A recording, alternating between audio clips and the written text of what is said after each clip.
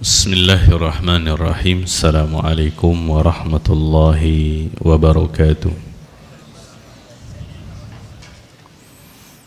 Alhamdulillah alladzi bi ni'matihi tatimmu shalihat. Asyhadu an la ilaha illallah wahdahu la syarika lah, rabbul bariyat, Rabbul ardi was samawat,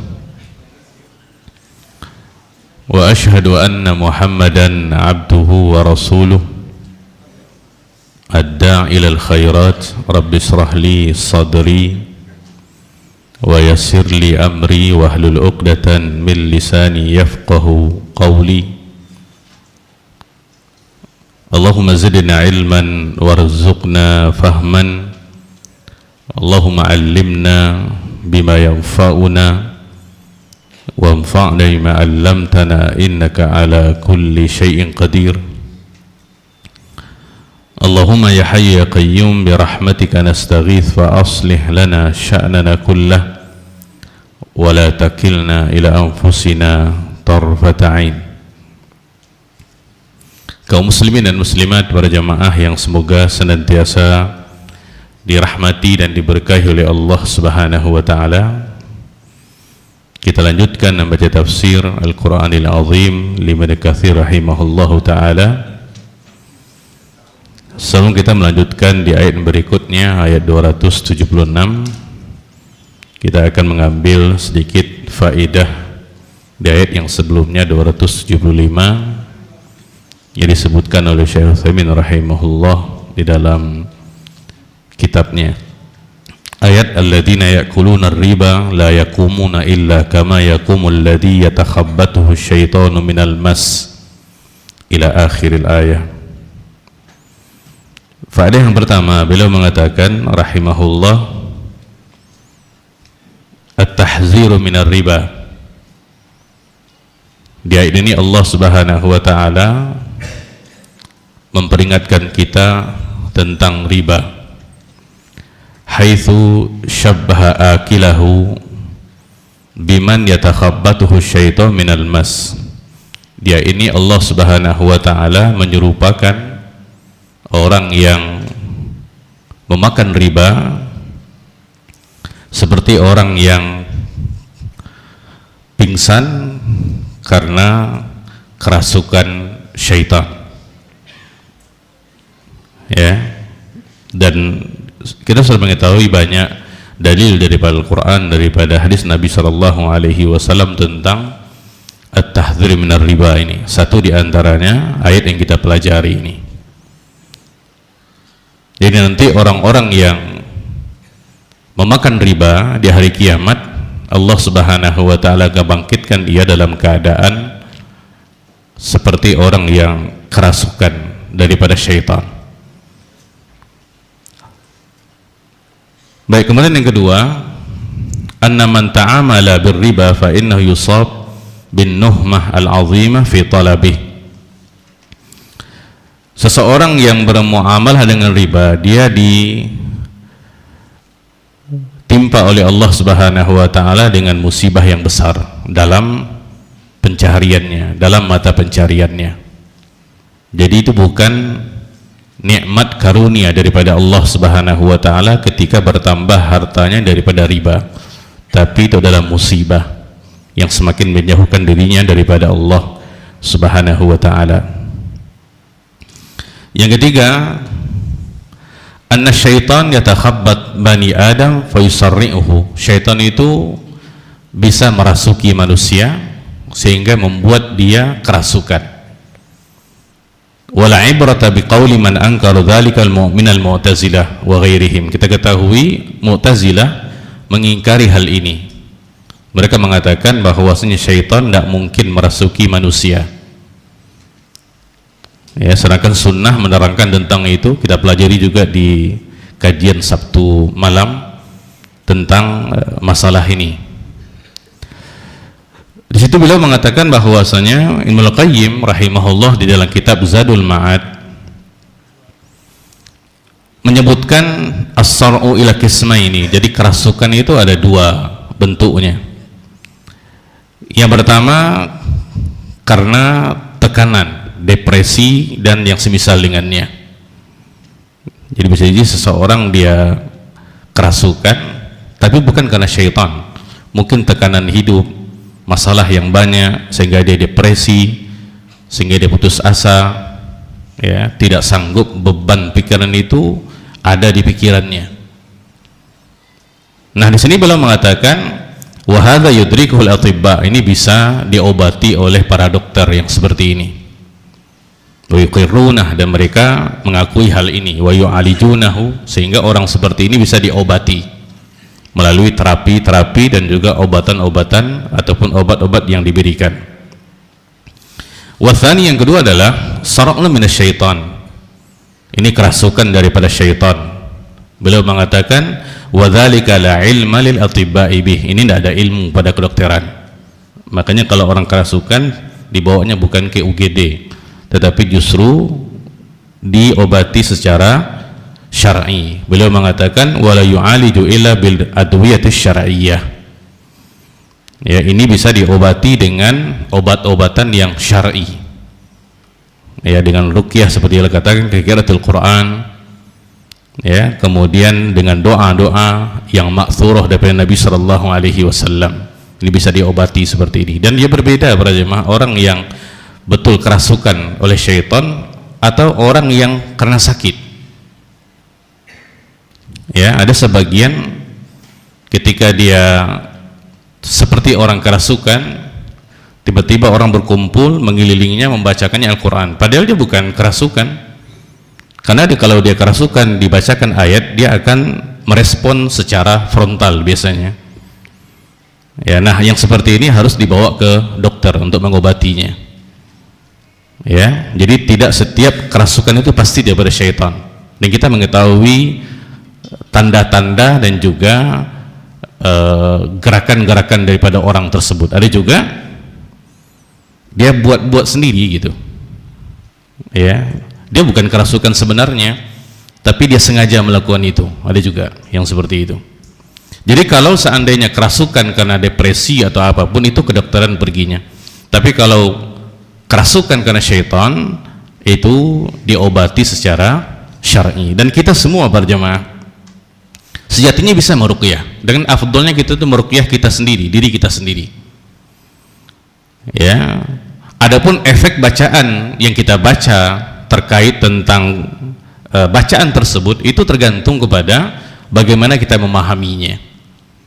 Semakin kita memahami yang kita baca, apakah ayat-ayat yang kita baca ataupun doa-doa yang ma'thurat, maka efek itu akan semakin besar kepada diri kita ataupun kepada orang yang kita bacakan.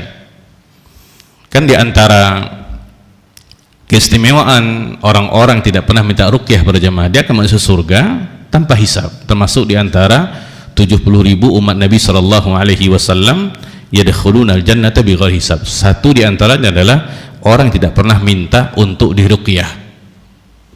Ya, tapi kalau saatnya pernah minta tidak ada masalah, dia sah-sah saja. Tapi di situ ada keutamaan, karena ketika seseorang meruqyah dirinya, berarti dia menggantungkan dirinya kepada Allah Subhanahu wa taala, bukan kepada orang yang meruqyah. Kita kalau minta orang meruqyah secara syar'i bolehkah? Boleh. Nah, jelas ketergantungan kita akan kepada orang yang meruqyah. Mau tidak mau, ada rasa itu. Padahal itu hanya sebab saja gitu. Oleh karena kalau kita perhatikan, yang diajarkan Nabi sallallahu alaihi wasallam seperti ketika beliau akan tidur, beliau sallallahu alaihi wasallam tunjukkan kepada kita cara meruqyah agar kita tidak diganggu syaitan, agar kita bisa tidur nyenyak, agar kita bisa bangun malam, agar kita bisa bangun sebelum subuh. Ya, semuanya diajarkan Nabi sallallahu alaihi wasallam, menunjukkan bahwasanya hal itu kita bisa melakukannya. Cuman mungkin kadang-kadang yang kita baca kita tidak pahami, ataupun kita pahami tidak, tapi tidak sedalam yang seharusnya. Dan memang ada orang-orang yang diberikan mauhibah. Mauhibah itu bakat untuk meruqyah, memang ada. Wallahu alam. Baik para jemaah yang dimuliakan Allah Subhanahu wa taala, di antaranya kata beliau, mubalaghatu ahlil batil fi tarwiji batilihim. Bagaimana semangatnya orang-orang yang batil ini untuk melariskan kebatilan mereka.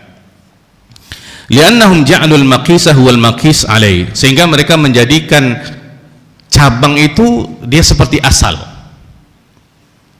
Nah, sudah pernah kita pelajari para jemaah ketika mereka mengatakan dalam Al-Quran dalam ayat ini, innamal bai'u mithlu riba, sesungguhnya jual beli itu seperti riba. Ya, seharusnya para jemaah bukan begitu kalimatnya, tapi yang benarnya adalah innamar riba mithlul bai', sesungguhnya riba itu dia seperti jual beli, karena di sini al-bai' itu dia adalah asal, sedangkan riba itu adalah fara'nya. Ya, nah ketika mereka menjadikan al-bai'u mithlu riba, berubah dia, al-bai' ini justru dia menjadi hukum cabangnya, sedangkan riba menjadi hukum asalnya, itu terbalik. Ya, nah ini mereka lakukan untuk mengelabui sebagian orang terkait ini, seolah-olah itu jual beli gitu. Nah, itu. Sehingga sebagian mengatakan, kan tidak apa-apa, kita ngambil untung nih, sama kayak jual beli. Kamu beli 10.000, jual 12.000, kamu pinjamkan uang 10.000, balik 12.000, kan sama. Nah itu. Jadi ini talbis para jemaah, sehingga sebagian orang ketika kita sampaikan hal ini mereka mengatakan kan sama. Ya, ini bagaimana mereka bisa melariskan. Dan ini kalau kita perhatikan transaksi-transaksi dan akad-akad yang ada itu seperti itu para jemaah. Dia kayak syar'i, namanya sudah syar'i dibuat oleh orang. Ini akad syar'i, apakah penggadaian kah, apakah apapun itu. Tapi kalau kita telusuri, kalau kita lihat dengan sebenar-benarnya, justru banyak pelanggaran-pelanggaran di situ. Baik para jemaah yang dimuliakan Allah Subhanahu wa taala, yang berikutnya anal hukma lillah. Jadi hak untuk memberi hukum kepada sesuatu itu Allah. Maka disebut Allah itu musyarri'. Allah itu yang memberikan syariat. Allah itu yang buat undang-undang. Nabi sallallahu alaihi wasallam kepanjangan daripada Allah Subhanahu wa taala. Fama ahallahu fahuwa halal, apa yang dihalalkan oleh Allah itu halal, apa yang diharamkan menjadi haram. Sawaun alimnal hikmah fi dzalika alam na'lam, apakah kita tahu hikmahnya atau tidak, itu tidak ada masalah. Yang terpenting kita harus sami'na wa ata'na. Jangan sampai kita mengatakan kenapa mesti haram riba ini. Ini kan bisa menyuburkan jual beli, bisa meningkatkan ekonomi dan seterusnya.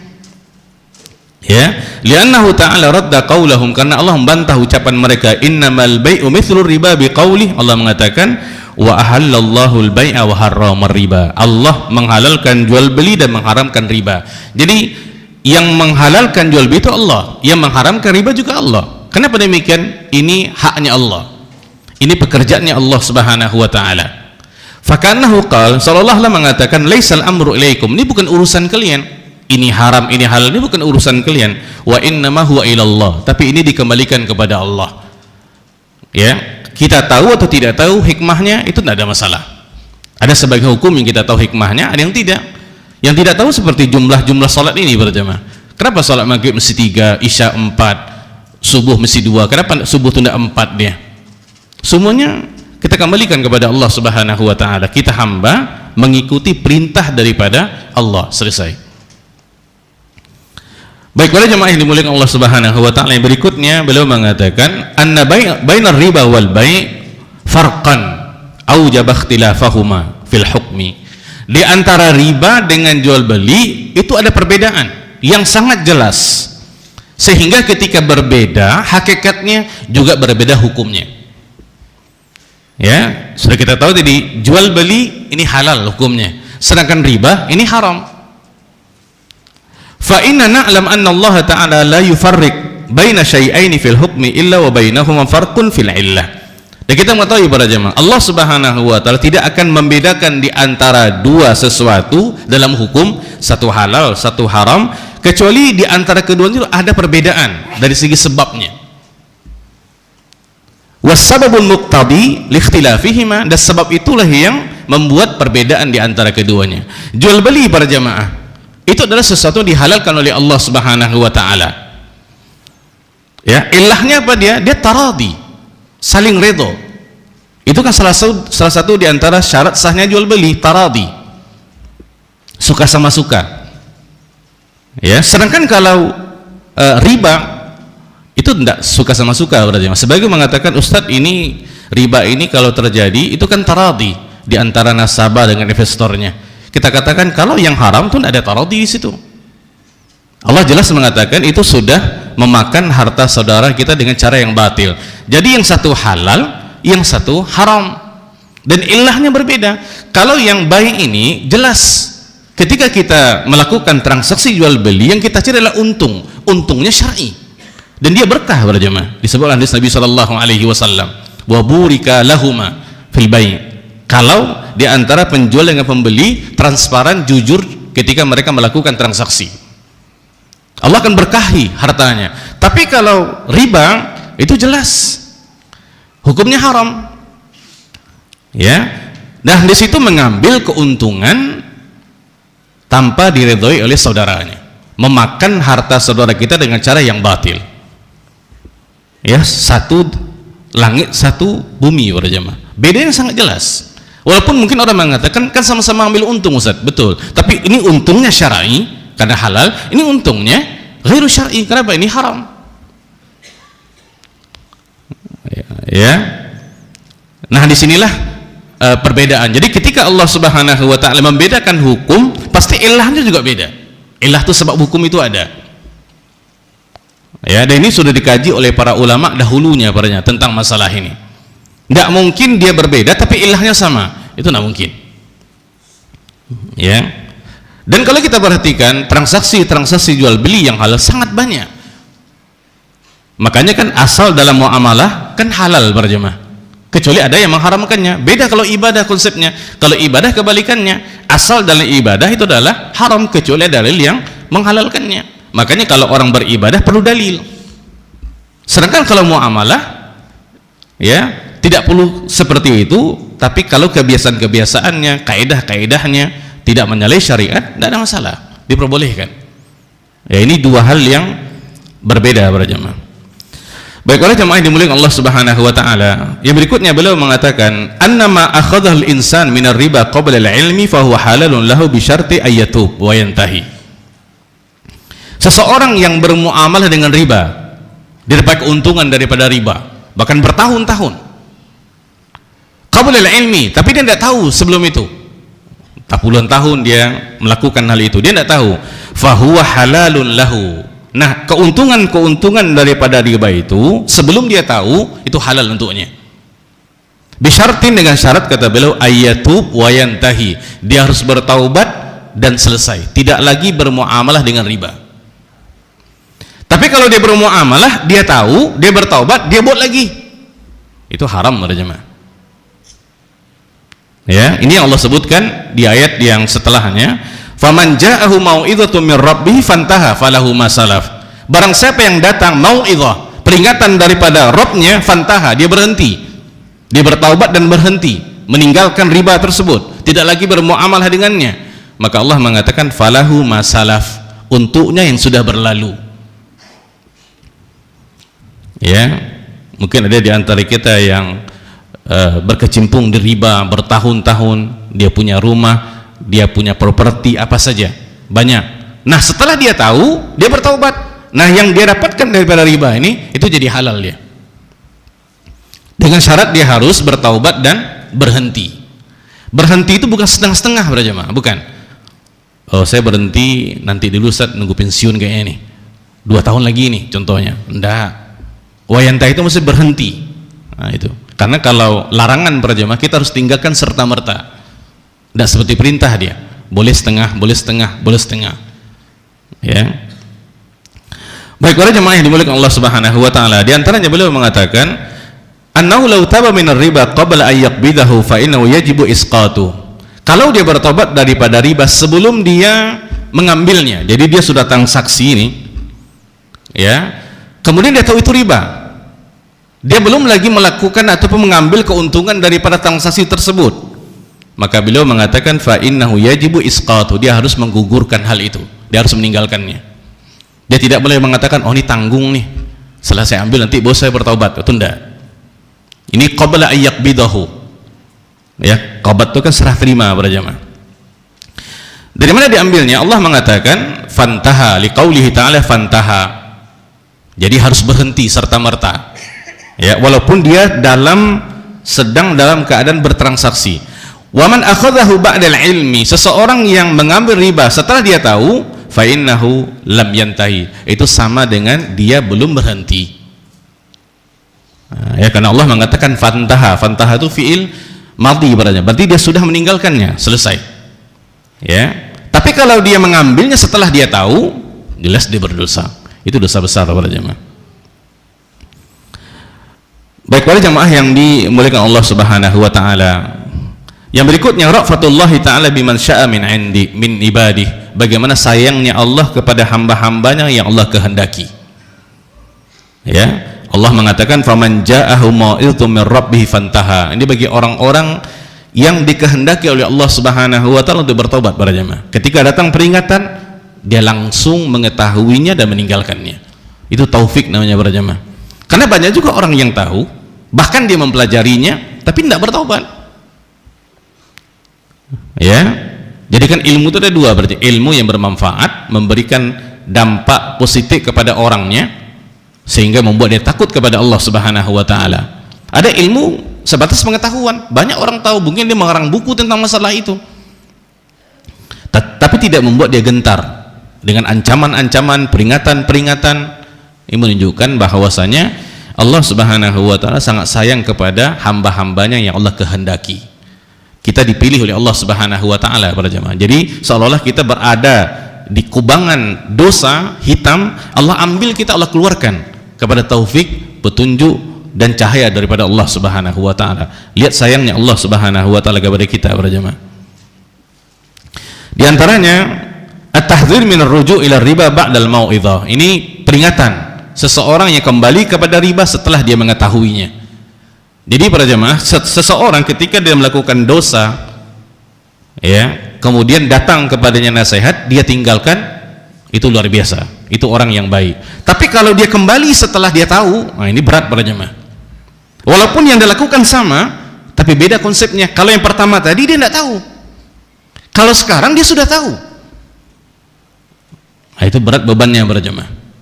Jadi orang yang sudah tahu tetap melanggar, itu beda dengan orang yang tidak tahu ketika dia melanggar. Karena yang pertama ini ada pembangkangan di situ. Makanya beliau mengatakan at-tahdzir minar ruju' ila riba ba'dal mau'izah. Setelah dinasihati, dia tahu tapi dia tetap melakukannya.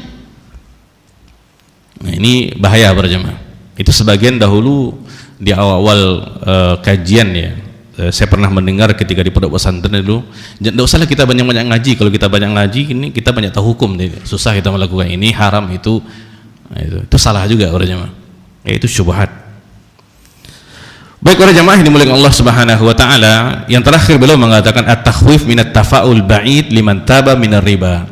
Ini takhwif, ini ayat ini menakut-nakuti kepada orang-orang yang dia memiliki tafa'ul. Tafa'ul itu sikap yang optimis untuk bisa bertaubat gitu. Ada sebagian orang berjamaah ketika kita nasihat tentang masalah riba, dia akan mengatakan, nanti saya bertaubat nanti. Nah, itu tafaul ba'id namanya berjamaah. Karena dia tidak tahu apa yang terjadi nanti setelah itu. Ya. Nah, kalau kita mengerti sesuatu larangan berjamaah, jelas larangannya daripada Allah, ada dalilnya dari Nabi Shallallahu alaihi wasallam, segera tinggalkan. Jangan kita buat optimis akan meninggalkan dosa tersebut berjamaah. Itu tidak boleh. Ya, karena Allah mengatakan setelahnya falahu ma salafa wa amruhu ilallah. Urusannya itu kepada Allah. Nah, ya. Jadi bukan senang seseorang ketika mengatakan, saya akan taubat nanti. Nah, ya, itu tidak boleh berjamaah. Dia harus serta-merta meninggalkannya. Baik para jamaah yang dimuliakan Allah Subhanahu wa taala, itu di antara faedah bisa saya sampaikan. Kita lanjut ke ayat yang berikutnya, ayat 276 dan 277. A'udzubillahi minasyaitonirrajim. Bismillahirrahmanirrahim. Yamhaqullahu riba wa yurbis sadaqat. Allah Subhanahu wa taala memusnahkan riba dan menghidupkan sedekah. Ya, dan menyuburkan sedekah. Wallahu la yuhibbu kulla kafarin athim. Dan Allah Subhanahu wa taala tidak menyukai orang-orang yang kafir lagi berdosa. Innal ladzina amanu wa 'amilus shalihat wa aqamus shalah wa atawuz zakah, sesungguhnya orang-orang yang beriman, beramal saleh dan mendirikan salat, menunaikan zakat, lahum ajruhum 'inda rabbihim, bagi mereka pahala daripada Rabb mereka, wala khaufun 'alaihim wa lahum yahzanun, tidak ada rasa takut atas mereka dan juga mereka tidak bersedih. Baik para jamaah yang dimuliakan oleh Allah Subhanahu wa taala, ini ayat masih berkaitan dengan riba. Di sini beliau mengatakan rahimahullah, yukhbirullahu ta'ala annahu yamhaqur riba. Di sini Allah Subhanahu wa taala mengkabarkan Allah akan memusnahkan riba. Ayyudhibuhu, melenyapkannya. Di sini ada dua maknanya. Beliau mengatakan imma bi ayyudhibahu bil kulliyah min yadi sahibi. Yang pertama adalah bisa jadi Allah Subhanahu wa taala melenyapkan, menghilangkan riba itu secara keseluruhan daripada tuannya, daripada orang yang melakukannya.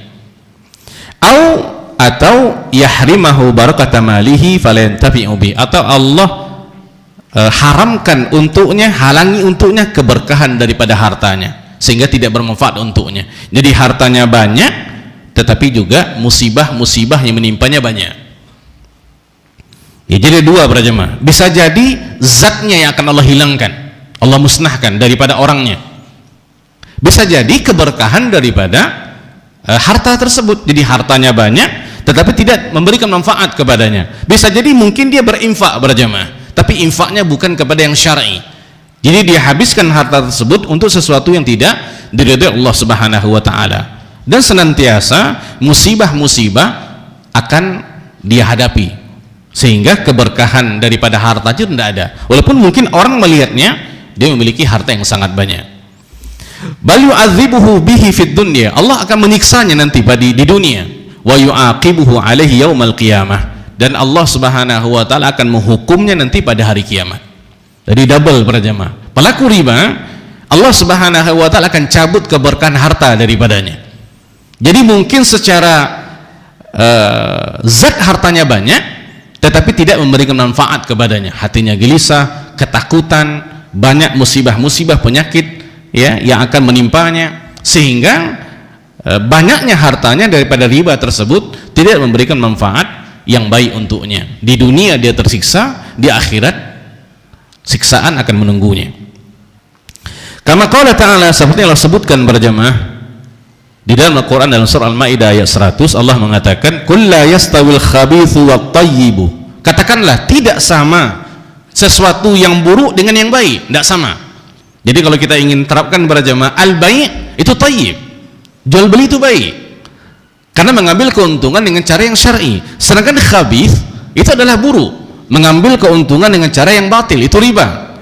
Allah mengatakan walau a'jabaka kathratul khabith, jangan engkau terperdaya dengan banyaknya keburukan, banyaknya mungkin manfaat negatif yang kau dapatkan, jangan kau terperdaya dengannya, karena itu adalah sesuatu yang haram. Di dunia seseorang akan dihukum oleh Allah Subhanahu wa taala di dalam kehidupannya, di akhirat dia juga akan mendapatkan siksaan daripada Allah Subhanahu wa taala ketika dia meninggal tidak bertaubat kepada Allah Subhanahu wa taala.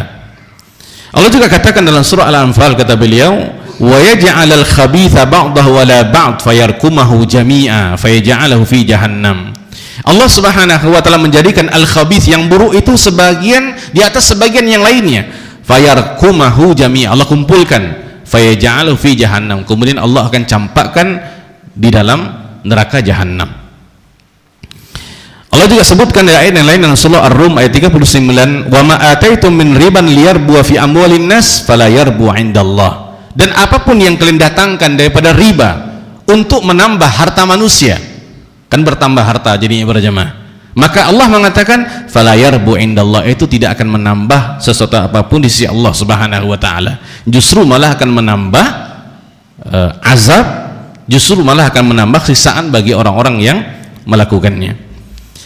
Baik para jemaah yang dimuliakan Allah Subhanahu wa taala, wa qala Ibnu Jarir fi qouli yamhaqullahu riba, Allah memusnahkan riba, wa hadza nadhirul khabar, ini sama dengan kabar ruya an Abdullah Mas'ud an Nabi sallallahu alaihi wasallam annahu qala, Nabi sallallahu alaihi wasallam bersabda daripada Abdullah Mas'ud, beliau mengatakan sallallahu alaihi wasallam, ar-riba wa in kathur, riba itu sekalipun dia banyak, ya, untungnya banyak di waktu yang sedikit, tapi untungnya banyak. Kan kalau orang bermain dengan riba berarti dia tidak akan pernah kecapean, dia duduk aja rumahnya, bisa jadi dia buat pinjaman berbunga, ya, nanti dia pinjamkan kepada orang, dia duduk aja di rumahnya, sehingga nanti keuntungannya banyak gitu. Dan Nabi SAW mengatakan fa'ila qul, jadi nanti keuntungan yang banyak itu akan hilang begitu saja. Bisa jadi hilangnya karena apa? Zat hartanya akan dihilangkan oleh Allah Subhanahu wa taala, seperti yang disebutkan di awal tadi, atau nominalnya banyak tapi keberkahannya tidak ada. Ya, ini disebutkan oleh Nabi SAW daripada Allah Mas'ud, ar-riba wa in kathur fa'ila qul atau fa'ila qal. Riba itu sekalipun banyak keuntungannya, tapi dia nanti akan menyusut dan habis. Ya. Di sini beliau mengatakan wa hadzal hadis qad rawahu al-Imam Ahmad fi musnadihi faqal haddatsana Hajjaj. Ini juga daripada Abdullah bin Mas'ud berjamaah. Ya, ini redaksi panjangnya. Ada Nabi sallallahu alaihi wasallam qala, Nabi sallallahu alaihi wasallam, innar riba wa in kathura fa inna aqibatahu tasiru ila qul. Sesungguhnya riba itu sekalipun dia banyak, maka nanti akibatnya akan menyusut. Ya, jadi memang betul-betul berkah itu tidak ada berjamaah. Dia dapat banyak harta di waktu yang singkat, nanti hilangnya juga singkat. Atau Allah Subhanahu wa taala akan menimpakan kepada dia musibah-musibah sehingga dengan musibah tersebut hartanya hilang. Ya, apakah zatnya hilang ataupun keberkahan daripada harta itu juga akan hilang. Redaksi yang lainnya para jemaah juga daripada Abdullah bin Mas'ud radhiyallahu anhu qala ma ahadun akthar minar riba illa kana aqibatu amri ila qillatin. Tidaklah seseorang banyak mendapatkan harta daripada riba. Nah, kan kalau riba luar biasa para jemaah. Ya, keuntungannya banyak secara nominalnya. Illa kana aqibatu amrihi, kecuali akibat daripada perbuatannya akhirnya nanti adalah ila qillah. Dia akan sedikit pahalanya, bisa jadi menghabiskan, atau juga nominal daripada hartanya akan berkurang dan berkurang. Baik para jamaah yang dimuliakan Allah Subhanahu wa taala, beliau mengatakan wa hadza min babil muamalah binaqidin maqsud. Ini di antara bentuk bermuamalah kemudian mendapatkan lawan daripada yang diinginkan. Bermuamalah dengan sesuatu para jamaah, tapi seseorang tadi dia akan mendapatkan lawan daripada apa yang dia inginkan. Seseorang yang bermain dengan riba para jamaah, dia inginkan apa? Keuntungan, kan ya? Tapi nanti yang dia dapatkan adalah kebalikan daripada yang dia inginkan. Ketika dia inginkan harta yang banyak daripada riba, Allah Subhanahu wa taala akan menimpakan kepadanya kemusnahan daripada hartanya. Apakah musnah zat hartanya atau keberkahan daripada hartanya? Ini beliau katakan binaqidil maksud. Jadi seseorang tadi ketika dia bermuamalah dengan riba, dia inginkan apa? Hartanya melimpah, hartanya banyak. Tapi nanti Allah Subhanahu wa taala akan memberikan kepada dia kebalikan dari apa yang dia inginkan. Justru hartanya akan menyusut. Nah, itu disebutkan para jemaah, haddatsani Abu Yahya rajulun min ahli Makkah an Furawih maula Uthman. Ya, dari sebagian nuskhah dikatakan Faruh itu, tapi kalau yang di saya yang di PDF ini Faruwah namanya. Nanti kita lihat di mu'jam namanya berjamaah. Beliau mengatakan anna Umar wa huwa yauma idzin amirul mukminin. Jadi Umar ketika itu beliau menjadi amirul mukminin, kharaja ilal masjid. Beliau keluar ke masjid. Fara'a ta'aman manthura. Beliau melihat makanan yang sudah disebarkan di masjid. Faqala, maka Umar mengatakan, "Ma hadha ta'am?" Ini makanan apa? Faqalu, mereka mengatakan, ta'amun juliba ilaina. Ini makanan yang dibagikan untuk kita. Ya, kata orang-orang yang ada di masjid. Qala, Umar mengatakan, barakallahu fihi wa fi man jalabahu. Allah memberkahinya makanan ini, dan Allah memberkahi orang yang memberikan harta ini. Qila, dikatakan kepada beliau, ya Amirul Mukminin, wahai Amirul Mukminin, innahu qad ihtakara. Ini harta ini, makanan ini adalah hasil timbunan sebenarnya. Jadi ada orang yang menimbun harta, ya, kemudian dia berikan ke masjid gitu. Jadi harta ini bukan dikumpulkan kemudian dibagikan seperti ini, bukan, tapi ini hasil daripada ihtikar. Ihtikar itu kan menahan makanan ketika orang membutuhkan. Nanti kalau seandainya keberadaannya di pasaran sudah langka, baru dikeluarkan sehingga nanti harganya menjadi naik. Itu ihtikar namanya berjamaah. Nah, makanan itu kronologinya seperti itu keadaannya. Jadi bukan hanya diberikan begitu saja. Ya, ini hasil daripada ihtikar. Kalau Umar mengatakan, wa man ihtakarau, siapa yang sudah melakukannya? Siapa yang menimbun-nimbun seperti ini kemudian dibagikan kepada orang di masjid? Kata Umar. Qalu, mereka mengatakan Farukh Maula Utsman. Ini Farukh tadi yang rawi tadi. Wa fulan Maula Umar. Ada seorang lagi, dia juga merupakan bekas hamba kepada Umar. Fa arsala ilaihima fada'ahuma, maka Umar memanggilnya, mengutus orang kepadanya dan memanggil dia datang kepada Umar. Faqala, maka Umar mengatakan, ma hamalakuma ala ihtikari ta'amil muslimin, apa yang telah kalian lakukan, apa tujuan kalian ketika kalian menumpuk makanan orang-orang Islam, kaum muslimin? Ya, qala ya Amirul Mukminin, maka keduanya mengatakan, nashtari bi amwalina wa nabiy.